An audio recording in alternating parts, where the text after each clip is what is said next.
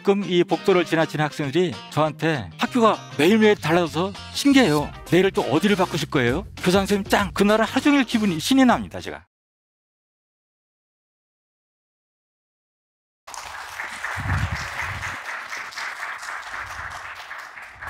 안녕하세요. 저는 충북여자고등학교에서 학기장으로 근무하는 이영정입니다. 저는 어릴 적부터 그림을 참 좋아했습니다. 저 대학에서 미술교육을 전공하고 교직에 들어오게 되었죠. 사실 교사 발령 후 거의 한 20년 동안 저는 권위를 답습하는 매우 엄하고 무서운 교사였습니다. 지금 나이가 한 부록에서 2,000명이 넘은 제자들이 술자리에서 저를 안주 삼아서 저한테 혼난 이야기를 아직도 하고 있답니다. 돌아보면 참 그 제자들한테 미안함도 크고 부끄러운 저의 어떤 흑역사 같은 그런 생각이 들어갑니다. 그 당시 저는 굉장히 젊고 의욕은 넘쳤지만 훌륭한 선생님은 아니었던 것 같습니다. 그렇다고 지금 훌륭하다는 건 아니고요.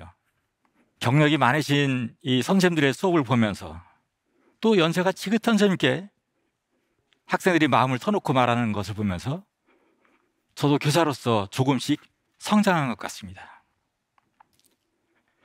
거의 한 20년이 넘어서 제가 이제 저의 수업에 대한 것도 어느 정도 틀을 잡을 수 있었던 것 같고요. 학생들 마음도 조금은 들여다볼 수 있었던 것 같습니다. 지금 제가 근무하는 예술고등학교는 교감으로 잠시 근무했고 교장으로 부임해서 두 번째 근무하고 있습니다. 이 학교를 돌아보니까 교감 때는 안 보이던 것들이 보이더라고요. 학생들이 예술을 전공한 학생들인데 제가 돌아보니까 과연 이곳에서 아이들 창의성은 나올까? 이곳이 영감을 일깨워주는 그런 공간인가? 라는 학생들한테 미안함이 들었어요. 여러분들 한번 상상해 보세요. 학교 모습 어떻습니까? 정형화된 설계로 거의 똑같죠. 평범합니다. 석재기둥에 청동반 교명이 붙어있는 그런 교문들이죠. 아직도 성명과 드라이브에 들어져서 우리 아이들 건강과 화재에 취약한 건물도 있습니다. 현관은 아주 역사관 같죠. 그리고 학교 표철만 다를 뿐 똑같은 크기, 똑같은 모양, 똑같은 색상의 아주 특색 없는 교실들이 즐비하고요. 낡고 오래된 전공실, 단조롭고 우중충한 복도, 그게 제가 참 바라본 안타까운 모습이었습니다. 사실 우리 학교는 2023년 이 시설 현대화 사업이 확정돼서 설계 공모를 앞두고 있습니다. 하지만 그때까지 제가 기대를 할까? 그건 너무 아니다. 특히나 시설 현대화 사업의 혜택을 보지 못하는 현재 재학생들에겐 큰 불평등이라는 생각이 들었습니다. 제가 그림을 전공했다 그랬잖아요. 재능을 살려보자. 그래서 지금 있는 공간만이라도 우리 아이들을 위해서 밝게 그리고 효율적인 공간으로 만들어보자. 이렇게 마음을 먹고 실행을 몇 가지 옮겼습니다. 그 사례를 몇 가지 드리겠습니다. 우선 그 역사관처럼 꾸며져 있던 현관에 있는 것들을 바꿨는데요. 그 중앙현관을 바꿨습니다. 그 학교 소개 자료나 그 낡고 오래된 어떤 트로피 같은 거 있잖아요. 다 옮겼습니다. 중앙현관 양쪽을 미술과 학생들과 선생님들께 부탁을 했습니다. 그 아이디어를 내서 그분들이 아주 예쁘게 밝게 그림을 그렸습니다. 그리고 저는 귀가를 위해서 부모님을 기다리는 동안 앉을 수 있도록 의자와 탁자도 설치해놨습니다. 처음에 이 녀석들이 이게 좀 낯설은지 아주 어리둥절해서 앉지도 못하더군요. 근데 요즘은 와가지고 거기서 책도 읽고 친구들과 대화를 나누는 아주 편안한 장소가 되었습니다. 그리고 숫자 글씨만 달랐던 모든 표차를 우리 디자인 선생님과 전공 학생들이 실별, 과별, 특징을 담아서 아이들이 만들었습니다. 우리 아이들 정말로 아이디어 참신합니다. 그리고 교실 뒷면에 설치된 학습판 어떻습니까? 해마다 환경 심사 요즘 안 하지만 환경 정리를 위해서 학생들 수고를 불러일으키죠. 여러분들 제대로 만들어집니까? 우드락에 종이에 창문 열면 날아가죠. 더러운 그 학습판이 오래돼서 찢기고 테이프 자국이 그대로 남아있고, 그래서 학생들과 선생님들의 의견을 들어보니 떼어내자. 그래도군요. 저 처음에는 그냥 흰색 수성 페인트를 제가 칠해줬어요. 그래서 너무 휑한 거예요. 그래서 이거 아니다 싶어서 우리 저희 선생님들하고 같이 교실마다 학급 특성을 살려서 각기 다른 그림을 그렸습니다. 12번이 다 다릅니다. 그리고 요즘에 그 학생들이 등교하면은 이 자리 쟁탈전이 벌려지는 아주 핫한 공간을 제가 만들었습니다. 낙후된 기교와 시설로 아주 거의 방치 수준이었던 컴퓨터실을 카페처럼 개조했습니다. 방송과 첨단 기자재 이런 걸 제가 설치했죠. 그런 걸 설치해서 제가 온라인 수업하고 오프라인 수업이 이제 가능해졌잖아요.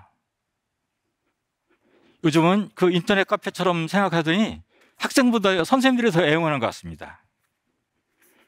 아주 제가 좋은 일 한 것 같은 그런 보람도 아마 느끼는 공간입니다. 그리고 텃밭을 쓰던 그 작은 동산이 있었는데요. 저는 이것이 이 수업이 교실만이 아니라 야외 공간도 필요하다.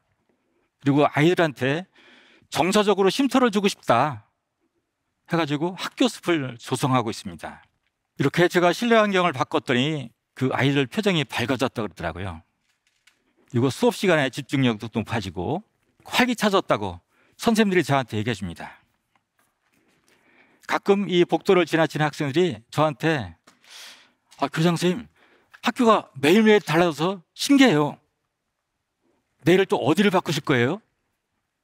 교장 선생님 짱! 하면 인사를 하며 지나가요. 그래서 저도 칭찬을 받아서인지 굉장히 기분도 좋고 그날은 하루 종일 신이 납니다, 제가. 처음엔 별 관심을 두지 않던 선생님들도 교장과 교감이 작업복을 입고 한 손엔 페인트통, 한 손엔 붓을 들고 지나갈 때면 자꾸 그러더니 따뜻하고 향기 좋은 차를 내어주곤 합니다.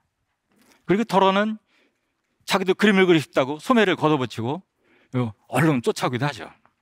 제가 이렇게 학교에 변화를 주고 있는 것이 요즘 학교 트렌드인 그린 스마트 미래 학교의 그 한쪽 측면인 시설 환경적인 측면 같습니다. 물론 학교의 시설과 여건을 지속적으로 개선해 주는 것은 반드시 필요하죠.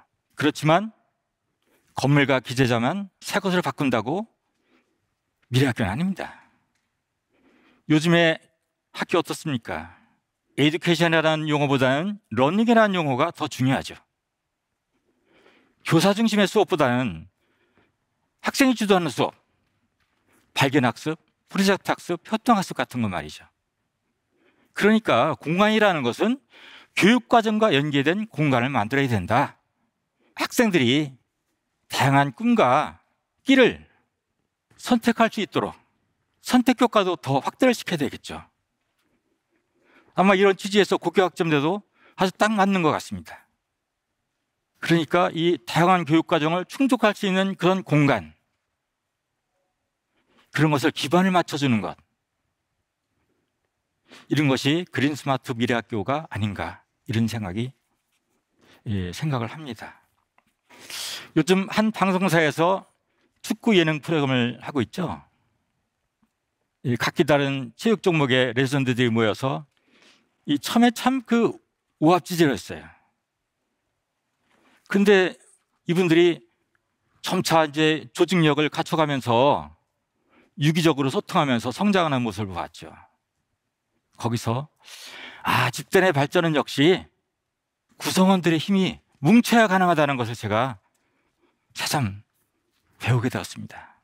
리더의 역량보다는 모든 구성원의 창조적인 역량, 희생적이며 자발적인 집단지성의 힘이 공동체 발전의 필수 요소라고 생각합니다. 그런 의미에서 저는 학교 관리자로서 학교 구성원들에게 권한을 최대한 유임하고 긍정적 에너지가 아주 최대한 나올 수 있도록 격려와 지원을 해야 된다고 생각합니다. 그리고 나이, 성별, 직급 모두 떠나서 동등한 관계에서 소통을 해야 한다고 생각합니다. 요즘 젊은 세대가 기성시대를 이끄는 소위 꼰대들의 라떼, 이런 말 저 최대한 안 하려고 생각하고 있습니다. 그렇게 노력하고요. 그 어떤 중요한 결정을 할 적에는 우리 학교 구성원들의 의견을 최대한 수렴하고 있습니다.